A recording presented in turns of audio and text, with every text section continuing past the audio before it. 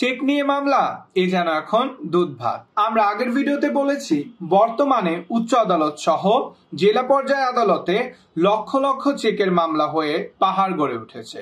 এজন্য মামলা ফাইলিং বা আর্জি করার সময় যেন তেন ভাবেই মামলার দায়ের করা হয়। এক্ষেত্রে অনেকগুলো খুঁটিনাটি বিষয়কে গুরুত্ব দেওয়া হয় না, যার ফলে বিবাদী বা আসামি থেকে মামলাটি হেরে বসে আছেন। এজন্য অনেক আর্থিক ক্ষতির সম্মুখীন হয় এবং অনেক ভোগান্তি তো আছেই।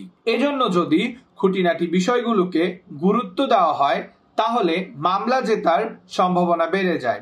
আজকের ভিডিওতে আমরা জানতে পারবো কিভাবে সঠিক ও সুন্দরভাবে আপনি চেকের মামলা দায় করতে পারেন। প্রথমত, বাদীকে অবশ্যই প্রমাণ করতে হবে যে বাদী এই চেকটি আসামি থেকে পেয়েছেন এবং অবশ্যই প্রমাণ করতে হবে যে কোনো বৈধ উপায়ে বা কোনো বৈধ কারণে আসামি আপনাকে বা বাদীকে এই চেকটি প্রদান করেছে। আপনি যদি আদালতে এটি প্রমাণ করতে পারেন যে আপনাকে আসামি এই চেকটি বৈধ কোনো কারণে দিয়েছে কিংবা আপনার কাছে কোনো ডকুমেন্টস বা সাক্ষী আছে যে এই চেকটি আপনাকে প্রদান করা হয়েছে, সেই ক্ষেত্রে মামলা জয়ের ক্ষেত্রে আপনি অনেকাংশ এগিয়ে গেলেন যে এই চেকটি আপনাকে বৈধভাবে প্রদান করা হয়েছিল।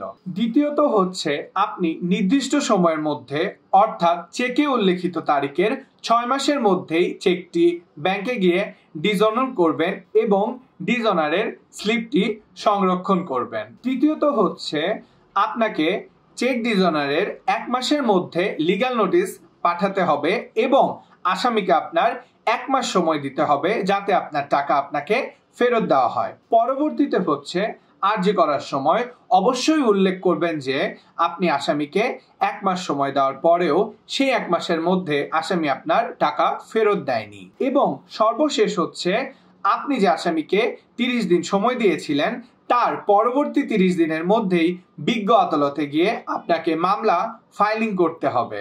এই 5টি কাজ আপনি যদি যথাযথ সময়ের মধ্যে পূরণ করতে পারেন এবং বিজ্ঞ আদালতে যদি আপনি প্রমাণ করতে পারেন যে আসামি আপনাকে বৈধভাবে চেকটি প্রদান করেছিল, তাহলে অবশ্যই এই চেকের মামলায় আপনি জয়লাভ করবেন। আপনার যদি এই চেকের মামলা বিষয়ক আরো কোনো সমস্যা থেকে থাকে বা আপনি যদি চেকের মামলা করতে চাচ্ছেন, তাহলে অবশ্যই আমাদের পেজে নক করবেন। আমাদের বিজ্ঞ আইনজীবী দ্বারা আপনাকে সহযোগিতা করা হবে এবং আপনার লিগ্যাল নোটিশ থেকে শুরু করে মামলা দায়ের করা, বিজ্ঞ আদালতে আপনার হয়ে মামলাটি উপস্থাপন করা, সেই দায়িত্ব আমাদের থাকবে।